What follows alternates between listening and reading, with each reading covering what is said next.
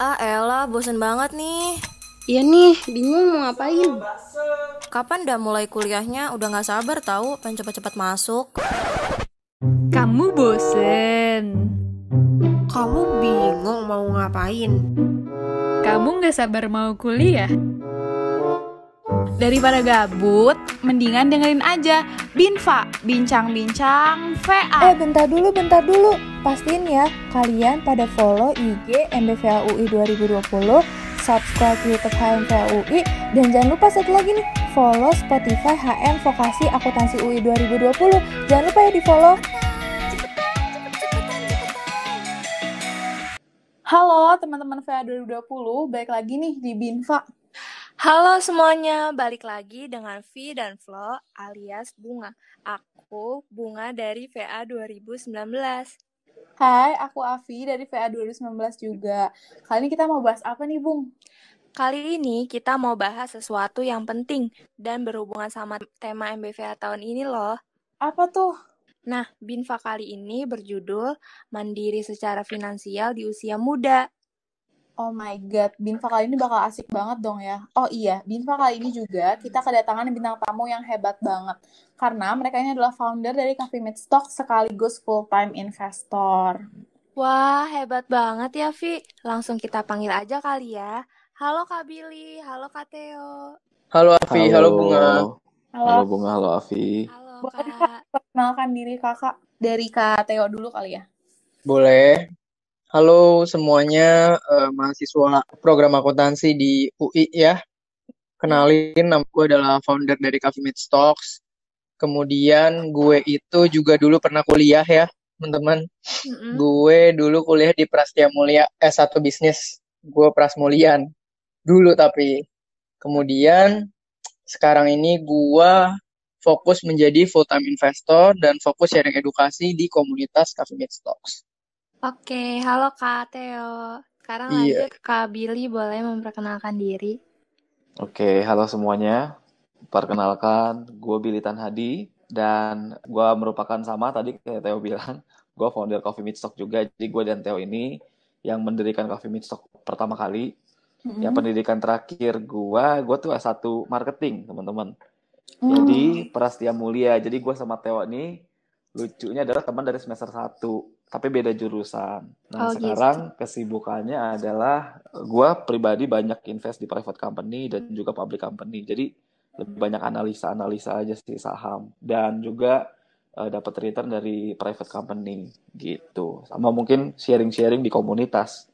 Oke, Kak Billy. Yes. Oh iya Kak, sebelum kita ke topik utama, tadi kan kakak berdua merupakan founder dari Coffee Meets Talk.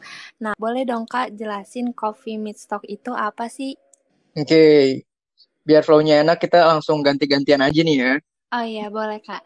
Jadi Coffee Meets Talks itu adalah sebuah komunitas value investor. Jadi kita bukan komunitas investor saham biasa, tapi kita komunitas value investor buat generasi millennials. Nah, nanti mungkin seiring perjalanan kita ngobrol-ngobrol, nanti kita akan senggol juga value investor itu apa. Oke, Kak. Berarti ini tuh kita bisa join gitu ya Kak ke komunitas ini? Bisa. Jadi di Coffee Meets Talk itu tuh ada beberapa macam webinar, ada kelas-kelas, ada grup community-nya. Kemudian di Instagram Coffee Meets Talk sendiri tiap hari kita ada sharing edukasi free di konten, story. Kita ada YouTube, ada podcast.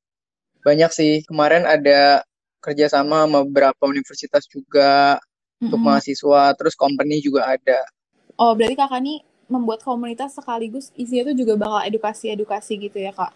Iya, Iya, justru betul. kita ibaratnya kalau kamu nih misalnya Avi dan Bunga, Kak, kita dari nol pengen belajar saham nih di Coffee Meets Talk gitu misalnya. Nah, kita ada tuh webinarnya untuk yang kamu dari nol sampai ada kelas prakteknya, sampai ada kelas advance-nya, sampai kamu nanti udah jago deh analisa investasi saham, kamu udah bisa investasi sendiri gitu. Terus apa sih Kak alasan kakak ingin membuat Coffee Meets Talk ini sendiri? Oke, ini gue jawab ya. Oke, boleh Kak Billy. Sebetulnya dulu gue sama Theo ngobrol-ngobrol, kita nih teman kuliah kan, jadi udah lama nggak ketemu, ngobrol ternyata kita nyambung di investasi, teman-teman. Investasi saham, kebetulan Theo dan gue nih sama-sama aktif di public company juga, investasi kita. Nah, kita ngobrol-ngobrol, kita banyak sharing juga di Instagram sebetulnya ke teman-teman. Nah, yang unik adalah gini, ini kita membuat ini bukan karena kita punya inisiatif untuk bikin, tapi malah justru banyak teman-teman kita yang menganjurkan kita untuk buat gitu. Jadi kita pikir-pikir mereka banyak mau belajar, akhirnya kita buatlah diskusi santai awalnya di cafe, ya di coffee shop. Ya mungkin kelihatan lah dari namanya ya, Coffee Meets Stock. Ya kopi ketemu saham. Makanya kita agak chill gaya pembicaraannya, terus lebih santai, biasanya nongkrongnya di coffee shop, ngomongin saham. Nah, seiring berjalannya waktu, terus makin banyak demand-nya dari teman-teman kita kenal, tapi lama-lama temannya ngajak temannya gitu, terus kita buat sosial medianya, banyak orang-orang baru juga datang, dan akhirnya ya jadi sebesar ini gitu. Jadi sekarang kita kemarin sempat sekali kelas ya webinar, kita 740-an orang kemarin. Pakai Zoom ya, online semua dari mana-mana, itu dari seluruh Indonesia, bahkan ada yang orang Indonesia juga tapi lagi di luar negeri, mereka ikutin juga gitu. Berarti Coffee Meets Stock ini benar-benar ini orang juga. ya. Ya udah Kak, kita lanjut aja kali ya ke topik utama kita. Oke nih, langsung ke pertanyaan pertama kali ya Kak. Kakak-kakak ini kan udah tahu banget nih tentang investasi secara udah full time investor, terus juga founder dari komunitas tentang investasi lah. Nah, boleh dong Kak, tolong Kakak jelasin apa sih konsep dari investasi itu sendiri? Kan mungkin teman-teman Fed 2020 ada yang belum tahu nih tentang investasi itu sendiri. Oke, gue jawab ya. Jadi contohnya gini sih simpelnya, Afi dan Bunga. Gue mau tanya, kalau jurusan akuntansi nanti udah lulus gitu ya, terus kerja, biasanya kan aim-nya mungkin ke Big Four as akuntan or auditor, bener ya? Biasanya gitu ya. Nah, dan ketika kalian udah sampai situ, berarti kan kalian juga aware. Biasanya kalau akuntan dan auditor itu pasti ada begadang-begadang, bener ya? Bener. Ya kan? Dimana waktu kerja kalian, katakanlah sehari tuh misalnya bisa 10 jam gitu loh. Sampai pagi misalnya. Kemudian apalagi kalau udah mau pelaporan pajak, or apapun, nanti kan kalian pasti punya jadwal yang sangat padat gitu ya. Nah, kalian bayangin, kalau kalian 1 minggu kerja, misalnya sehari 10 jam, terus 5 hari berarti 50 jam gitu ya. Itu kan nanti kan adalah waktu-waktu yang akan kalian tukar dengan income. Bener ya? Benar-benar. Kayak gitu. Nah, untuk teman-teman program akuntansi nih, yang punya tujuan pengen financial freedom, mungkin pengen punya uang pensiun banyak, bisa pensiun dini or anything, nah kalian akan sampai satu titik kalian sadar bahwa waktu 50 jam itu tuh kalian udah mentok menghasilkan income segitu, karena waktu yang ditukar dan tenaga yang ditukar mentoknya ya segitu gitu. Seiring dengan nanti mungkin pengalaman kalian nambah, kalian naik jabatan, baru income nambah gitu ya. Iya. Nah, investasi itu adalah kegiatan kalian mencari another revenue stream atau mengembangkan aset kalian di waktu-waktu di mana kalian nggak bisa pakai untuk menghasilkan. Contohnya gimana? Kalian sehari kerja 10 jam. Kalian pasti ada waktu tidur 7 jam dong. Iya. Kalian weekend pasti ada waktu liburan kan? Iya, Kak. Nah, waktu-waktu itulah yang kita investasikan ke sebuah lembaga mau bentuknya saham atau surat utang. Nah, uang yang kita investasikan itu dipakai orang untuk melakukan usaha, kemudian kita dikasih return berupa persentase bunga atau kenaikan harga gitu. Jadi ibaratnya kalau gue boleh bilang, semua orang dari berbagai background dan jurusan pada akhirnya harus nyatu investasi kalau punya goals finansial. Oke, berarti istilahnya investasi itu kita membuat uang bekerja untuk kita, jadi kita nggak perlu mengeluarkan tenaga gitu ya Kak ya? Betul, apalagi mungkin kalau akuntansi kalian relate banget, kalian udah kebayang dong, begitu kalian lulus dan jadi auditor atau akuntan di Big Four, pasti waktu masih jadi junior accountant itu waktu kerjanya gimana? Iya udah. Oke, makasih Kak. Oh ya, kan yang kita tahu nih Kak sama teman-teman VA kan hanya investasi aja tuh apa sih artinya. Tapi sebenarnya Kak, apa aja sih instrumen-instrumen investasi itu? Oke, instrumen Kakak investasi. bisa jelasin secara singkat. Oke, sebetulnya ada banyak sih ya instrumen investasi. Tapi terlebih dahulu kita perlu tahu juga nih namanya investasi itu kita berbeda sama nabung. Oke. Ya, jadi banyak orang masih agak confused tentang nabung sama investasi itu sama. Ya kalau Benar. nabung tuh kalau berdasarkan Om Google ya dibilang kegiatan mengumpulkan uang di satu wadah. Ya bisa di mana? Bisa di celengan, bisa di lemari, bisa di bawah bantal ya, atau di tabungan gitu, atau di bank paling dasarnya ya. Nah, tapi kalau investasi agak beda. Itu dia harus ini tujuannya adalah mengembangkan aset yang tadi Theo bilang. Ya, mengembangkan aset. Kalau aset itu bisa berkembang, itu ada satu musuh yang namanya tuh inflasi. Inflasi itu ngurangin nilai uang kita kan setiap tahunnya. Iya. Ya, rata-rata inflasi kalau gua nggak salah itu 4,7% ya, Teh ya, kalau nggak salah ya. Ya, Di Indonesia ya. Rata-rata 4,7%. Artinya ketika kita mau investasi, kita perlu melihat dulu nih. Kira-kira return yang lebih besar dari 4,7%. Itulah yang bisa dinamakan investasi. Ya, jadi sebelum kita masuk ke instrumen, kita perlu tahu dasarnya dulu, konsepnya dulu nih. Oke. Kita nih harus ngalahin apa sih? Kalau seandainya contoh ya, bunga misalkan investasi, Pak Billy gue investasi nih di instrumen A. Bunganya atau returnnya setahunnya 2%. Sedangkan inflasi 4,7%. Itu namanya bukan investasi. Karena kenapa? Karena nilai uang kita masih berkurang setiap tahunnya. Nah, instrumen investasi itu sebenarnya ada banyak. Tapi intinya adalah yang bisa mengalahkan inflasi. Nah, untuk jenis-jenisnya sendiri sebetulnya ada banyak. Misalkan kalau teman-teman ada yang tahu tentang reksadana, itu juga sebetulnya bisa disebut investasi. Tapi tentu perlu tahu kita alokasikan uang kita di reksadana yang seperti apa, ya pengelolanya siapa, itu PR kita lagi gitu ya. Terus misalkan deposito bisa disebut ini nggak, bisa disebut investasi nggak?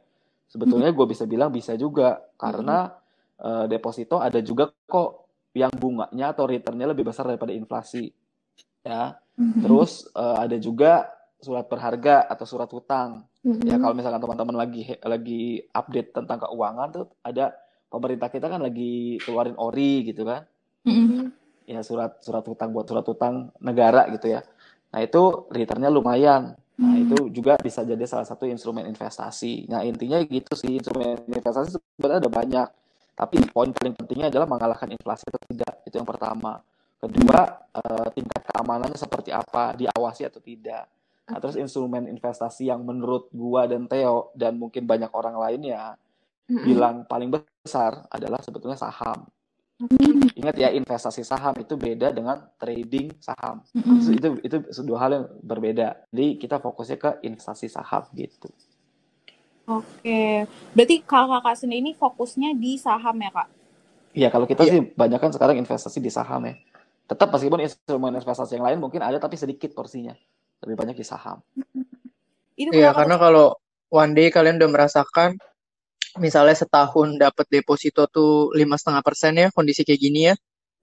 Di saham tuh dapat 10%, 20%, 30% setahun itu tuh gitu. Jadi kalau kalian udah ngerasain yang dapat segitu dan ternyata tidak sesulit itu, kalian pasti udah nggak nafsu lagi lirik deposito atau lirik yang lain gitu. Tapi kak, kan kalau misalnya kayak deposito tuh nggak ada kemungkinan bahwa uang kita akan hilang gitu kak. Kalau di saham tuh ada nggak sih kak? Kayak kemungkinan kita rugi gitu atau gimana? Nah kebetulan kalau kita di Coffee Stock itu justru bukan tempat rekomendasi saham mana yang bagus untuk beli dan jual ya. Tapi kita fokus di why. Kenapa lo harus invest di situ? Sesimpel gini, Afi atau Bunga, ada yang taruh deposito di bank sekarang? Belum, Kak. Belum ya? Kalau gue kasih opsi, Afi dan Bunga, sekarang gue mau tawarin kalian boleh deposito di Bank BNI, Bank BCA, atau Bank BRI. Kalian pilih 3 itu bank yang mana? Yang returnnya paling besar. Misalnya kita ngomong BNI deh ya. Misalnya BCA kan pasti paling pelit ya. Kita ngomong BNI deh. Misalnya kalian dikasih 6% setahun, tapi nggak ada resiko gitu ya. Iya. Kalian tahu nggak, kalau kalian kemarin beli saham BNI, bulan Maret, itu selembarnya 3.100. Kalian tahu nggak hari ini saham BNI berapa hari ini? Nggak tahu. 5.000. Dong, kalian kebayang nggak, kalian bisa pilih deposito di Bank BNI, kalian bisa pilih invest saham di Bank BNI. Berarti kita punya resiko yang sama ya. Sama-sama uang kita hilang kalau banknya kolaps. Tapi kalian kebayang nggak returnnya sejauh apa? Iya. Dari bulan Maret ke sekarang, berarti kalau kalian kemarin cabut deposito kalian di Bank BNI tapi tukar jadi saham, berarti kalian udah dapat 60% kan? Iya. Iya, benar. Ya, gambarannya gitu. Terus Kak, kalau misalnya aku mau nanya nih, kan sekarang juga lagi in banget soal emas tuh Kak. Emas kan Ya. kayaknya naiknya lagi tinggi banget. Menurut Kakak kalau sekarang nih tetap lebih untung saham atau emas tuh lagi bagus-bagusnya? Kalau saham mungkin kalau gue pribadi nggak begitu mengikuti. Jadi saran gue ini bisa didengarkan bisa enggak. Ya tapi kalau saham itu bagus untuk kita nyimpen nilai uang kita. Karena gini, karena emas tuh nggak gitu fluktuasi nilainya. Jadi cenderung mengikuti harga lah, atau mengikuti inflasi biasanya. Ya kan sekarang mungkin lagi naik, gue nggak tahu karena faktor apa. Banyak hal sih sebetulnya yang bikin emas naik. Tapi kalau gue pribadi itu emas, ya gue ada emas nggak ada, tapi nggak banyak. Itu untuk mempertahankan nilai aja gitu. Dan di satu sisi juga emas kan cukup liquid gitu ya. Kalau Teh gimana Teh? Tadi mau nambahin? Oh, enggak. Kalau gue lihat sebetulnya sekarang yang investasi emas sama investasi saham tuh kebagi di generation gap sih gue lihat. Jadi generasi yang lumayan tua-tua ya. Kalau kalian aware mungkin orang tua teman kalian, orang tua kalian yang masih mandang saham tuh judi, high risk, ya kan? Karena biasanya mereka tidak mengenal analisa perusahaan segala macam, ya pasti biasanya prefer di emas sih. Tapi kalau kalian lihat anak seumur kita sekarang, biasanya secara psikologi belum siap invest di emas. Karena invest di emas jangka panjang dan nggak bisa diapa-apain kan. Benar. Nggak mungkin kalian invest di emas, wah 2 bulan nih, naik sedikit jual. Kan lucu. Iya. Berarti emas dan saham tuh beda tujuan ya. Kalau mungkin emas benar-benar untuk dana yang bisa cepat dicairin gitu. Kalau saham nggak terlalu liquid berarti dia ya Kak ya. Sebenarnya kalau saham itu sebenarnya cukup liquid sih. Kalau kita bilangnya gini, saham itu bisa liquid bisa nggak liquid tergantung perusahaan mana yang kita invest.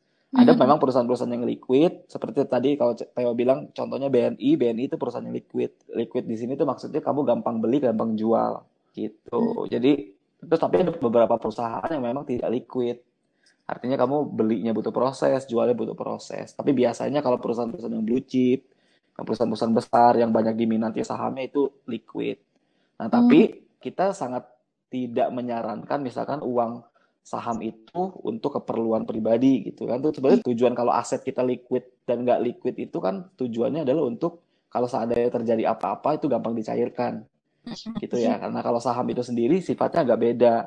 Saham sendiri betul-betul kalau kita memang mau investasi ya fokuslah di itu untuk uang investasi gitu sih. Jadi ini likuiditas saham sama likuiditas aset tuh agak beda soalnya. Sebelum lanjut, pastiin dulu kalian udah follow Instagram @coffeemeetstocks, @liputankerja, @akseleran_id, dan @yukampus_id. Buruan follow ya, dan dapatkan info-info menarik. Oke. Wah, jelas ya teman-teman VA 2020 mengenai saham ini. Oh iya Kak, ngomong-ngomong tentang saham, pada saat pandemi ini kan membuat berbagai instrumen investasi tuh menjadi lebih beresiko ya. Apalagi saham tuh Kak, banyak yang harganya anjlok. Apa benar Kak kita harus beli saham tersebut mumpung harganya lagi turun? Atau malah seharusnya kita cari sektor lain yang nggak terdampak pandemi sekarang Kak? Kalau ditanya harus beli nggak tahun ini, iya banget. Iya, Karena ini adalah golden time di mana IHSG kita itu nilainya segini itu kalau secara organik itu terakhir di tahun 2013-2014, Afi dan Bunga. Jadi singkatnya kalian bisa beli perusahaan dengan kapasitas 2020, besarnya besar 2020, branding 2020, income 2020 gitu ya. Dengan harga diskon 7 tahun. Jadi kalau ditanya masalah risiko, dia itu tergantung dari cara kita menganalisa saham. Sebenarnya gue share sedikit simple tricksnya aja ya, yang logis aja. Misalnya lagi pandemi gini, kan perusahaan jatuh banyak yang kolaps gitu ya. Berarti ya simple, kalian kan anak akuntansi nih. Kalian pasti tahu perusahaan seperti apa yang kira-kira bakal tetap survive di dalam pandemi. Pertama, kalian pasti cari yang utangnya dikit, bener gak? Benar. Kedua, kalian pasti cari yang beban bunga utangnya juga dikit. Mm-mm. Ketiga, kalian pasti cari yang cash flow-nya kuat. Mm-mm. Iya, Kak. Otomatis kalau kayak kalian kan udah belajar akuntansi, begitu lihat, oh perusahaan ini utangnya kecil, cash flow-nya banyak banget ya, berarti mau pandeminya diperpanjang setahun lagi juga dia nggak bakal hancur. Iya, benar. Nah, ada nggak perusahaan kayak gitu? Banyak. Ada nggak perusahaan kayak gitu yang tetap menghasilkan earnings bagus dan harganya lagi diskon banget? Banyak. Gitu. That's why gue bilang, ini 2020 golden time gila. Karena sesimpel contoh tadi, kalian beli BNI aja bulan Maret, sekarang udah 60%. Kasih contoh beberapa perusahaan dong, Kak. Mungkin kan kalau kita, aku sama Bunga kan mungkin iya udah belajar nih tentang akuntansi dan lain-lain. Tapi kan teman-teman VA 2020 nih baru mau masuk akuntansi. Coba Kakak kasih contoh nama Perusahaannya. Nama perusahaannya. perusahaan apa gitu. Oke, sebetulnya gini, untuk pemula ya, teman-teman yang memang baru tahu tentang saham itu apa gitu ya. Itu kita perlu tahu juga bahwa konsep beli saham itu sama dengan kita beli perusahaan. Ya, jadi itu kita nggak beli cuman sekedar lembaran saham atau lot atau misalkan huruf ABCD gitu ya. Itu enggak ya, jadi teman-teman tuh bisa beli perusahaan. Jadi ketika kita beli BCA misalkan, nah itu teman-teman betul-betul pemegang saham dari BCA meskipun besarnya cuma 0,0000 sekian persen. Ya, tapi itu satu tower BCA yang ada di Sudirman tuh. Terus direkturnya, manajernya, semuanya itu ibaratnya kalian tuh bosnya gitu, pemegang saham dari mereka semua. Nah itu yang perlu dipahami. Nah karena mindset beli saham sama dengan beli perusahaan, otomatis kita perlu beli perusahaan yang bagus, benar nggak? Benar. Ya kayak misalkan contoh, gue punya coffee shop gitu ya. Setiap bulan rugi 10 juta. Terus gue tawarin nih sama Afi sama Bunga. Kalian ada yang mau nggak saham perusahaan gue? Perusahaan kopi gue nih. Enggak sih, Kak. Nggak mau kan? Kenapa? Kenapa nggak mau? Rugi. Karena rugi kan Iya. setiap bulannya gitu. Nah di perusahaan pun sama. Ketika kita analisa saham, kita perlu lihat, ini perusahaan profit nggak? Ya selain produknya bagus, mungkin emang ada profitnya nggak? Manajemennya oke nggak? Dan banyak faktor yang kita lihat. Nah kalau misalkan seandainya Bunga sama Afi nanya, saham-sahamnya apa aja sih yang kayak gitu, yang bagus, yang menghasilkan profit, itu sebenarnya teman-teman bisa lihat di idx.co.id di laporan keuangannya. Atau biasanya sih perusahaan-perusahaan yang performanya bagus, terus profitnya konsisten, nama baiknya bagus, itu udah terkenal. Contoh ya kayak tadi gue udah sebutin tuh tadi, BCA, BNI gitu ya Theo bilang. Terus kalau seandainya kalian iseng-iseng main ke supermarket, lihat di situ ada PT apa, biasanya ada PT Unilever, Indofood dan lain-lain ya kayak gitu-gitu. Nah, biasanya perusahaan-perusahaan besar gitu. Nah tapi buat teman-teman yang masih pemula nih, gue sarankan kan ada sistem konsep nabung saham namanya ya. Nah itu harus betul-betul pilih banget untuk investasi atau nabung di perusahaan mana. Karena nggak semua jenis saham bisa buat investasi atau buat nabung. Tuh. Nah, terus kalau ditanya mungkin, terus kriteria perusahaan-perusahaan yang bisa buat nabung apa aja, Kak? Itu sebenarnya kita udah pernah tulis di feeds-nya Coffee Meet Stock di Instagram, tapi nggak apa-apa gue sebutin sedikit di sini. Ya tadi biasanya perusahaannya ternama, ya namanya udah bagus. Biasanya kita kenal dengan perusahaannya. Kedua, itu banyak demand-nya, artinya liquid sahamnya. Yang ketiga, kalau seandainya kalian tarik garis nih, kalian lihat di Yahoo Finance atau di Google gitu ya, cari sahamnya, kode sahamnya, terus kalian lihat mundur grafiknya 10 tahun ke belakang. Kalau grafiknya bentuknya kayak tangga, naik terus, ya kita sebutnya biasanya saham staples. Nah itu bagus untuk dikoleksi, untuk ditabung gitu. Oh ya nih Kak, aku mau nanya nih, kan Kakak udah nyebutin nih investasi saham yang tepat tuh kemana. Nah terus nih Kak, misalnya aku punya uang 1 juta nih, kan masih mahasiswa, 1 juta tuh udah baik banget tuh ya Kak. Baiknya aku tuh investasiin ke satu perusahaan aja atau aku sebar ke beberapa perusahaan? Jadi 1 juta pun masih bisa diversifikasi kok, karena gini, kalian apalagi kalau masih mahasiswa ya, menurut gua adalah bukan cuma golden time 2020 ya, tapi kalian juga punya golden age. Kenapa? Sorry to say, mungkin some of you masih punya privilege untuk ada subsidi biaya hidup sehari-hari dari orang tua, atau mungkin biaya pendidikan atau biaya kos masih disupport dari orang tua. Ini some of you ya, mungkin juga ada yang udah struggle dari sekarang, gue nggak tahu gitu ya. Cuma di saat kalian belum harus membangun fondasi keuangan kayak nyimpen dana proteksi lah, kayak kalian harus bayar cicilan lah, kalian udah harus hidupin diri sendiri lah, otomatis kalian punya spare uang jajan yang sebetulnya kalian tabung bisa full buat investment tuh. Nah, makanya ketika tadi Afi atau Bunga sebut 1 juta diversifikasi bisa nggak? Bisa banget. Kalau kalian mau ngomong saham BNI kayak tadi, ya 5.000. Kalau beli saham itu kan minimal 1 lot 100 lembar gitu ya. Berarti kalian bisa dapat 1 lot tuh dengan harga 500.000. Tapi ada nggak perusahaan bagus yang selembarnya misalnya 300 perak, 400 perak, 500 perak? Ada kok banyak gitu loh. Jadi kalian bisa banget diversifikasi juga dengan saham yang 1 lotnya 70.000, 1 lotnya 50.000 gitu. Asal jangan beli yang 1 lot 5.000. Itu hanya saham tidur. Di saham tuh harga terendahnya 50 perak. Nah, yang itu aja dihindarin. Oh gitu Kak. Gitu. Berarti sebaiknya gitu ya Kak. Terus kita kapan bakal take and hold-nya gitu? Soalnya kan kalau kita nih baru pertama-tama investasi, pasti kan harganya naik dikit, tangannya udah gatel Kak, mau ngambil, mau belanja gitu. Bener. Kapan? Oke. Jadi kapan ininya, kapan jualnya gitu ya. Iya Kak. Nah, sebelum tahu kapan jualnya, sebetulnya kita perlu yang namanya belajar sih, Bunga sama Afi. Kita perlu tahu belajar memvaluasi atau ngitung ini harga saham tuh lagi diskon nggak sih? Ini saham lagi di posisi di mana? Ataukah memang udah balik ke harga wajarnya? Nah, biasanya kalau gua sama Theo di komunitas Coffee Meet Stock itu kita ajarkan ke teman-teman untuk tahan saham sampai harga wajarnya gitu. Nah, tapi untuk tahu harga wajarnya kita perlu belajar dan perlu hitung. Jadi gitu sih. Berarti ya kita harus tahu dulu dasar-dasarnya berarti ya Kak, baru bisa investasi dan tahu kapan jualnya. Betul, ibaratnya gini lah, kenapa kita perlu tahu dasarnya? Kayak sekarang kamu misalkan bisa nyetir motor atau nyetir mobil gitu ya. Iya. Pasti di awal-awal kan kamu belajar dulu. Iya. Ya, ada nggak mungkin orang tua gila mana yang kasih anaknya motor atau mobil, ya udah langsung bawa aja gitu. Iya benar. Nggak ada kan? Resikonya lebih besar nabrak kan? Iya. Atau ke rumah sakit. Nah sama di saham juga gitu. Nah masalahnya gini, banyak orang memperlakukan saham tuh tidak mau seperti memperlakukan dia gimana cara nyetir mobil, nyetir motor. Maunya langsung terjun, maunya langsung untung, nggak bisa. Kalian nabrak dulu pasti. Nah untuk menghindari tabrakan itu atau menghindari resiko itu, kita perlu belajar.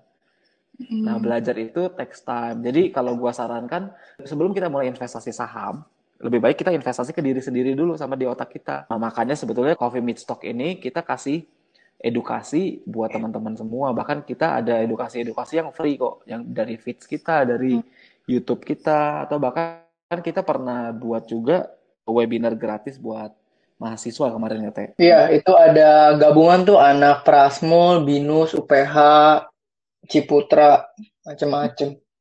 Jadi kita bisa belajar di Coffee Meet Stock itu ya Kak mengenai investasi saham. Kalau misalnya kita Yes, benar. Bisa salah satunya lewat Coffee Meet Stock lah, itu paling efektif lah menurut gue. Ikut komunitas, ikut kelas, Iya benar. itu paling efektif. Atau misalkan kalau kalian beli buku, baca buku ya monggo. Oke. Nah, kita kan juga nih Kak, aku, Afi, dan tentunya teman-teman VA 2020 masih mahasiswa yang pastinya masih dapat uang bulanan nih dari orang tua. Nah, tapi kalau aku sendiri nih Kak, misalnya ada uang sisa dari uang bulanan aku itu sendiri, palingan aku cuma tabung-tabung aja gitu Kak, istilahnya nggak nentu gitu, nggak jelas gitu. Tapi menurut kakak nih, mungkin Kak Theo sama Kak Billy bisa kasih tahu nih ke kita sama teman-teman VA 2020, gimana sih Kak cara memanfaatkan dan mengelola uang bulanan itu secara optimal selain yang biasanya kita lakuin itu menabung itu Kak? Sebenarnya yang gue bilang tadi ya, jadi kalau kalian mau investasi, itu sebenarnya paling bagus, dana itu akan berkembang kalau kalian pisahin dari dana lain. Mahasiswa-mahasiswi yang masih ada bantuan dari orang tua juga karena masih dalam proses kuliah gitu ya, proses pendidikan, itu bersyukur banget dan justru happy. Kenapa? Kalian nggak perlu bayar uang asuransi kalian sekarang, kalian nggak perlu cicil apa-apa sekarang, kalian nggak perlu pusing bayarin tempat tinggal kalian sekarang. Which is tabungan kalian itu yang tadi di akhir bulan mungkin bisa diganti jadi dibajetin di awal bulan. Jadi gini, misalnya Afi atau Bunga dapat uang jajan gitu, misalnya katakanlah misal 3 juta gitu ya sebulan. Kan biasanya dipakai dulu tuh Oke bayar ini, oke pergi dulu ya, kita ngopi sambil kerjain tugas, kita pergi nonton, habis ujian kita happy-happy dulu yuk, nah gitu kan ya. Iya bener Kak. Di tanggal 20, gila bulan ini gue irit banget ya, masih sisa 700.000, gitu kan. Baru mikir tuh biasanya, wah bisa buat apa ya, apa gue tabung aja gitu kan. Iya bener Kak. Nah, kalau kalian ada tujuan investasi lebih bagus dirubah dikit dari depan. Misalnya, oke, gue ternyata dengan uang 3 juta tiap bulan masih bisa nabung 30% misalnya. Berarti di tanggal pertama kalian dapat uang jajan itu 900.000. Langsung kalian tabung aja jadi saham. Iya ya Kak. Jadi kita udah tahu ya Kak porsi buat tabungan kita itu sendiri berapa. Jadi bisa kepisah ya Kak antara uang yang jajan-jajan itu.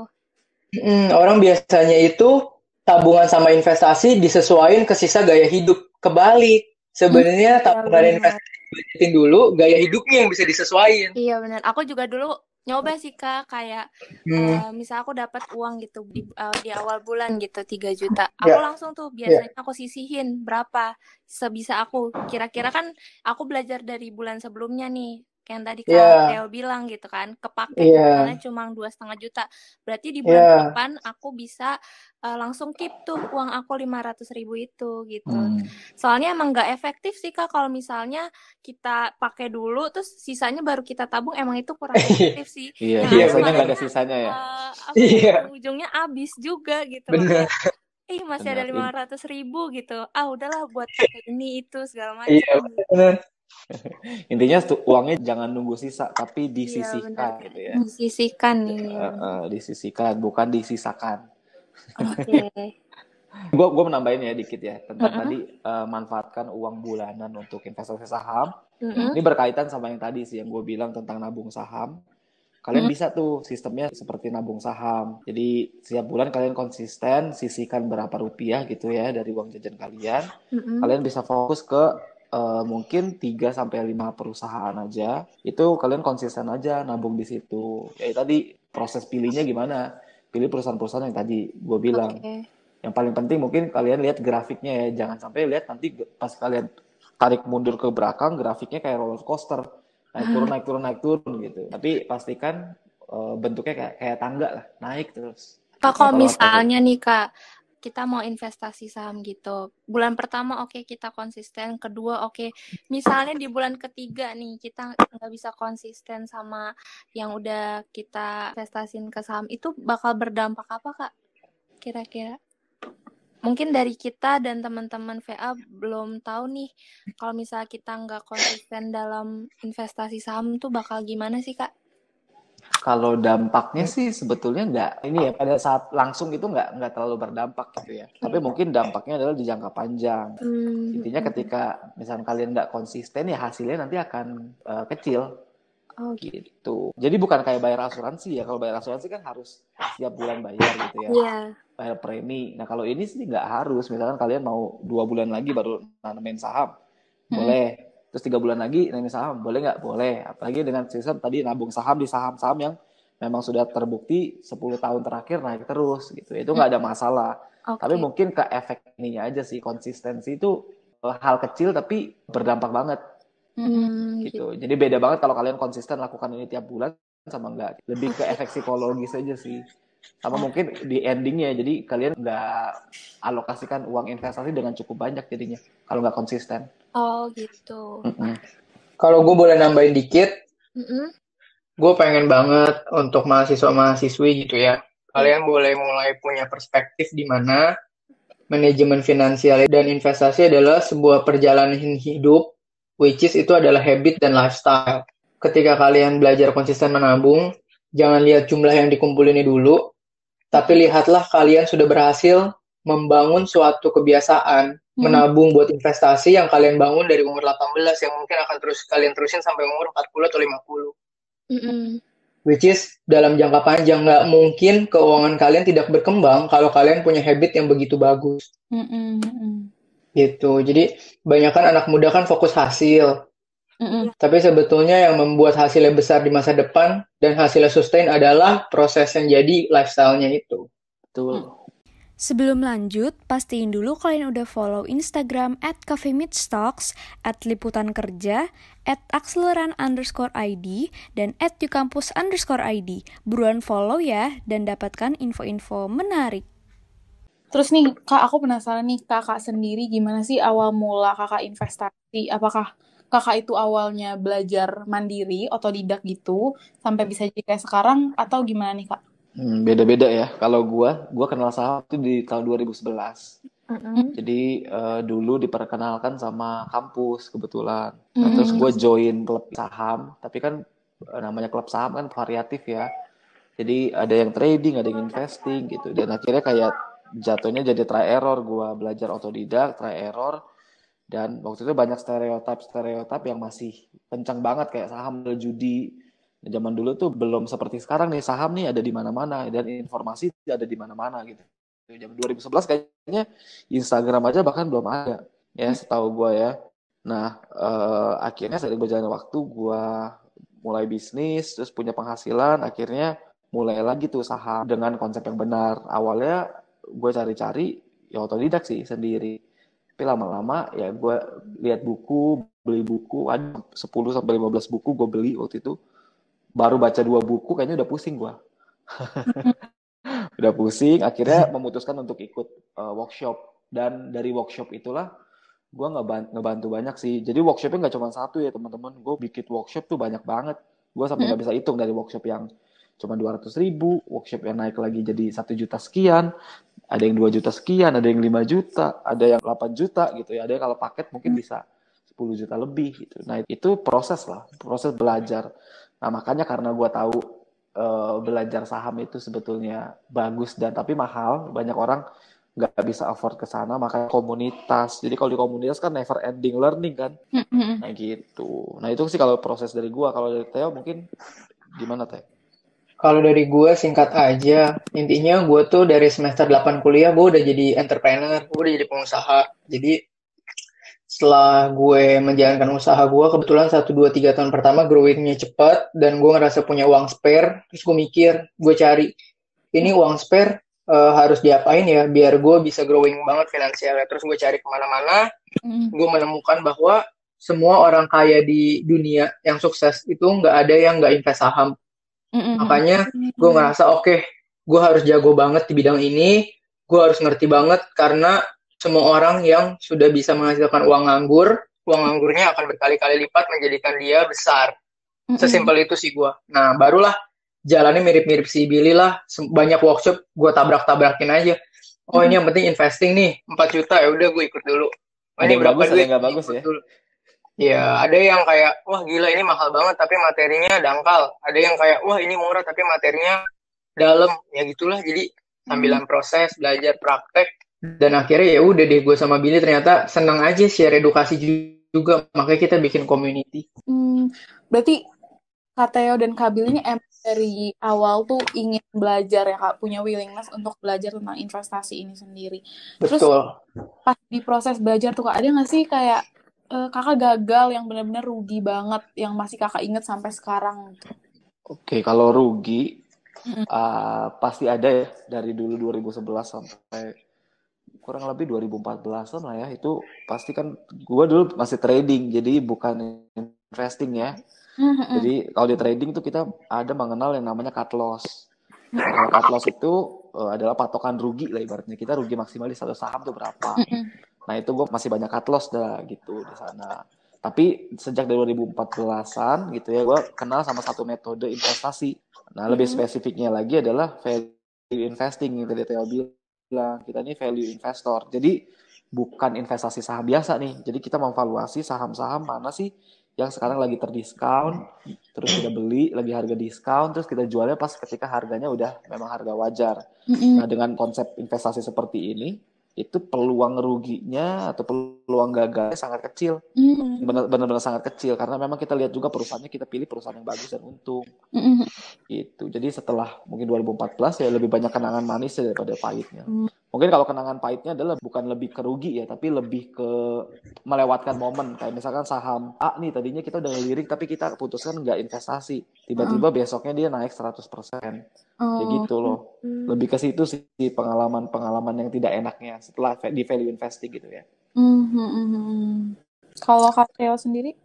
Overall gue mirip sih ya sama Billy. Dulu pasti ada rugi-ruginya. Kemudian setelah value investing, jadi metode dapetin untung di saham tuh banyak.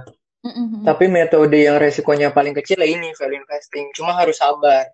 Jadi kayak Billy bilang tadi, kita udah lirik satu perusahaan, kemudian kita ternyata nggak ambil pilih yang lain, perusahaan yang kita lirik itu naik 100%. Tapi besoknya maksud Billy itu bukan 1 hari ya. Yang Billy maksud besok itu tuh sekitar 6 bulan waktu itu. Jadi tahun lalu ada satu saham yang kita udah lirik, wah harganya 900 perak gitu ya selembar. Perusahaannya bagus, tapi kayak, belum srek nih sama industrinya, beli yang lain dulu gitu ya. Di Desember atau Januari awal, dari 900 dia harganya 2000. Gila gak sih? Kayak, anjir bro, kita udah taruh ini dari kemarin, kita udah perhatiin, tapi kita pilih yang lain. Nah, pilihan kita yang lain untung nggak? Untung juga 30-40%. Tapi kalau kita pilih yang itu, untungnya bisa 120%. Bener. Terus Kak, kan Kakak nih berarti main value investing itu paling cepet Kakak dapat untung tuh 6 bulan ya? Atau ada yang waktu lebih cepat lagi gitu? Beda-beda ya. Beda-beda. Tahun lalu tuh sempat dapat 80% 5 bulan. Kemudian kemarin kita Februari dapat 140%. Nah, itu agak lama sih, itu sekitar 13-14 bulan. Nah, tapi dengan momen yang gue bilang 2020 kayak gini, mungkin aja kita bisa beli sekarang, tahun depan dapat 100%, paling cuma berapa bulan sampai tahun depan? 5-6 bulan mungkin? Gitu. Tapi yang naik 1-2 minggu ada nggak? Ada juga. Karena waktu naiknya nggak ada yang tahu. Jadi kalau emang udah lo invest di perusahaan yang bagus, tiba-tiba seminggu naik banget, ya udah rezeki lo lah gitu. Oh gitu Kak, jadi benar-benar naiknya itu benar-benar nggak tahu ya Kak, bisa dari saham yang perusahaan-perusahaan yang bagus kayak tadi Kakak bilang, yang si 120% itu merupakan perusahaan top juga nggak Kak di Indonesia? Ya kebetulan kalau kayak kita value investor, kita nggak nyari perusahaan yang langsung gede kayak BCA gitu ya. Kita lebih nyari perusahaan bagus kelas 2 yang lagi diskon banget harganya, yang banyak orang lirik, sebetulnya kayak gitu sih. Jadi perusahaan top juga nggak menjamin ya Kak untuk menghasilkan keuntungan yang lebih besar dibandingkan perusahaan yang lainnya ya Kak? Iya betul. Jadi sebenarnya bukan nggak menjamin sih, biasanya perusahaan blue chip itu karena memang pertumbuhannya konsisten, kita untuk dapetin untung yang banyak itu agak peluangnya kecil lah. Kecil, betul, atau agak lama bener prosesnya. Tapi di value investing sendiri, kalau gue sama Theo lebih banyak lihat perusahaannya bukan yang blue chip, tapi ada loh perusahaan-perusahaan yang nggak begitu besar, tapi bagus banget gitu secara fundamental. Besarnya bukan artinya perusahaannya cuma omsetnya puluhan juta, ratusan juta, enggak ya teman-teman. Iya. Tapi tetap miliar triliun gitu.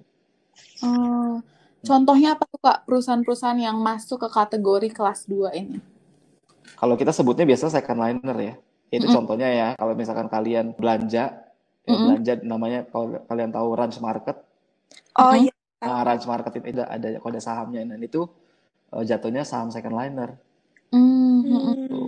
Sebenarnya dilihat dari market cap-nya sih.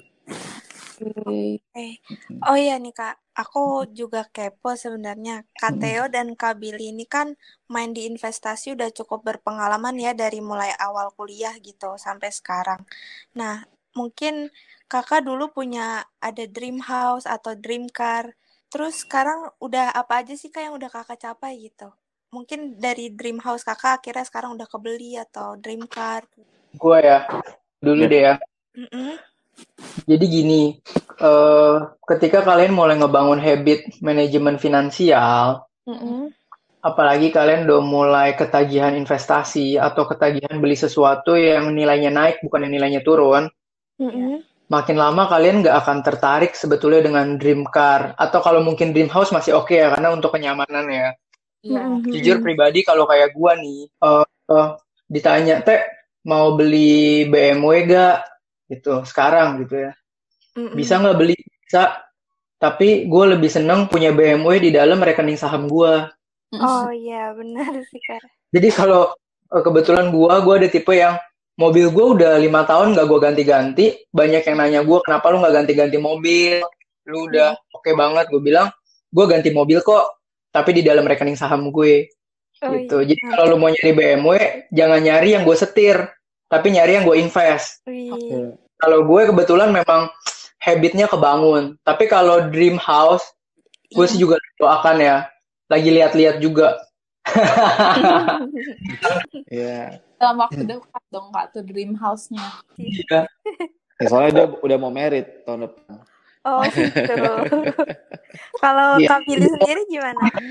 Nah, iya sih bener teman-teman. Jadi konsep investor sama stereotype yang ada di luaran sana itu sangat-sangat beda sebenarnya teman-teman. Ya kalau kalian tahu Warren Buffett itu salah satu investor paling kaya di dunia. Dia sampai sekarang masih naik mobil Volvo-nya tahun berapa gue nggak tahu. Ya, terus masih pakai handphone yang flip, kalian tahu yang ngelipet zaman dulu. Tapi kemarin sih dia baru ganti iPhone sih karena namanya rusak. Nah, jadi gitu. Jadi konsep investor tuh lebih sayang ngeluarin duit sebenarnya. Nah, kalau gue sendiri, kalau dream car ya, gue sih udah punya mobil gitu ya. Namun gue beli mobil second. Balik lagi, jadi gue sayang daripada gue beli mobil baru, mendingan gue beli mobil second tapi yang cukup bagus, tapi harganya nggak gitu tinggi. Gitu. Dan sisanya uangnya ya dialokasikan buat investasi di private company atau di public company. Gitu. Karena gini, kalau seandainya kita beli mobil, itu nilai mobil setiap tahunnya itu turun. Turun, iya. Dan one day nilai mobil itu akan mencapai titik nol. Iya, betul. Ya kan? Nah, itu yang selalu kita pikirkan. Nah, sedangkan kalau investor, otaknya adalah gimana cara uang kita nih punya uang 100 juta, tahun depan udah bukan 100 juta. Tapi tahun depan 120 juta, tahun depan lagi 150 juta. Nah, sedangkan kalau 100 juta kita belikan mobil, itu tahun depan jadi 90 juta, tahun depannya lagi jadi 80 juta. Nah, ada depresiasi, ada penurunan gitu. Jadi, misalkan nanti gue ngelihat gue pakai mobil Mercedes-Benz atau mobil Porsche, itu artinya rekening saham gue udah gendut banget. Gitu. Jadi benar-benar gue sampai satu titik yang ngeluarin duit 1M 2M buat mobil tuh nggak sayang gitu. Nah, tapi kalau rumah sendiri adalah investment. Tapi lebih balik lagi ke konsep investment gitu ya. Oh, berarti investor tuh orangnya hedon, pakai Gucci gitu ya Kak? Enggak, harusnya enggak ya. Harusnya investor kotaknya nggak gitu.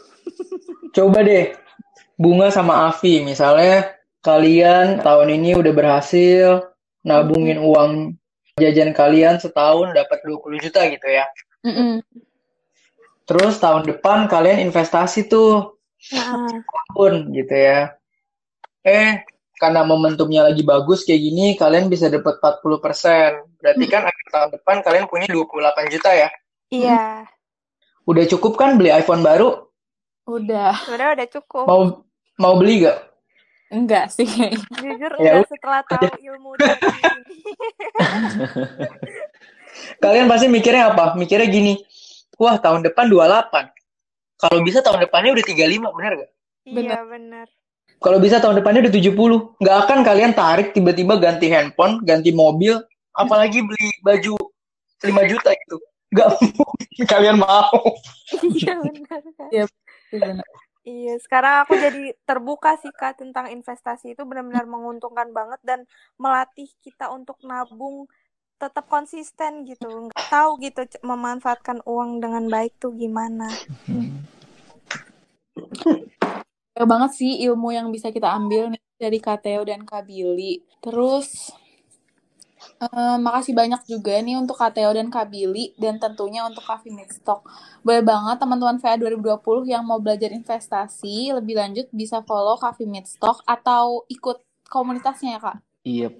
Bisa atau mungkin some other time, siapa tahu banyak juga mahasiswa-mahasiswi UI akuntansi yang tertarik mau belajar saham, kita juga bisa bikin webinar gratis sama UI ya, Bil ya. Bisa. Karena kemarin kita start dari situ, kemarin ada 350-an mahasiswa ya, Bil. Mahasiswa-mahasiswi gitu. Gitu. Terus kalau misalnya nih Kak, ada teman-teman VA 2020 yang mau join ke komunitasnya, caranya gimana sih, Kak? Itu nanti bisa lihat infonya di Instagram kita, ada link hubnya, itu banyak webinar, banyak kelasnya. Tapi nanti kita tiap bulan selalu ada free webinar, jadi mau ikut dari yang free webinar juga nggak apa-apa. Nanti bisa belajar dulu benar-benar dari nol banget kan, supaya lebih ada gambaran dan terbuka dulu pikirannya. Iya, benar. Oke. Benar ya, Vi, yang tadi lo bilang bahwa ilmu yang hari ini Kak Billy dan Kak Theo sharing ke kita bisa banget kita terapin nih ke kehidupan kita sehari-hari gitu. Nah, gue juga udah dapat banyak banget nih ilmu karena udah ngefollow Coffee Stock gitu tentang investasi-investasi yang tadi Kak Billy sama Kak Theo jelasin. Iya dong, karena Coffee Meet Stock itu adalah platform di mana main Instagram tapi tetap bikin pinter dan tetap produktif. Bener, Asik. Vi. Bener banget. Soalnya gue juga ngerasain sendiri nih, setelah gue follow ternyata benar-benar banyak banget informasi-informasi tentang investasi saham. Kita jadi tahu gitu, terbuka pikirannya, lebih aware tentang investasi sejak sekarang gitu. Nah, untuk teman-teman VA 2020 juga jangan lupa buat follow Coffee Stock ya, karena kalian juga bisa dapat informasi lebih dalam tuh mengenai investasi saham di sana gitu. Oke. Pokoknya kalau teman-teman VA nih yang mau kayak Kak Billy dan Kak Theo yang udah mandiri secara finansial, harus banget follow Coffee Meet Talk dan ikutin kelas-kelasnya. Makasih juga untuk teman-teman VA 2020 yang udah dengerin kita dari awal sampai akhir. Iya teman-teman, makasih ya teman-teman VA 2020 dan Kak Billy, Kak Theo yang udah menyempatkan waktunya untuk sharing ke kita dan teman-teman VA 2020 supaya tahu nih tentang investasi gitu, Kak. Iya. Dan Bunga pamit undur diri. Bye semuanya. Oke, dari kita pamit undur diri. Bye semuanya. Oke, teman-teman mahasiswa akuntansi UI, dari tadi kita udah banyak ngobrol juga sama Afi sama Bunga. Thank you, kalian udah luangin waktu juga hari ini pengen belajar tentang investasi. Semoga ini berguna buat kalian. Dari Coffee Meet Stocks, gue dan Billy cuman pengen titip pesan satu aja. Teman-teman, buat kalian yang udah dengar dan tambah pintar hari ini, kalian itu udah seperempat jalan jadi seorang investor. Gue pengen kasih tahu bahwa sekarang kalian punya golden time untuk mulai investasi, yaitu tahun 2020. Tahu kan, COVID datangnya nggak sering-sering. Terus kalian juga punya golden age. Kalian masih sangat muda. Yang gue rasa kalian masih hitungan belasan tahun. Jadi kalau kalian mulai investasi, kalian salah, kalian rugi, anggaplah singkatnya kalian masih ada bodoh-bodohnya dikit gitu ya dalam proses belajar. 3 tahun lagi kalian bodoh pun kalian masih umur 20, teman-teman. Habis itu, kalian udah akan bekerja dan kalian udah akan punya modal dan kalian punya mental, pengetahuan, dan skill yang cukup untuk mengembangkan finansial kalian. So, please kalau udah dengar dan tertarik, langsung mulai aja. Jangan banyak ragu, jangan banyak mikir. Bye-bye.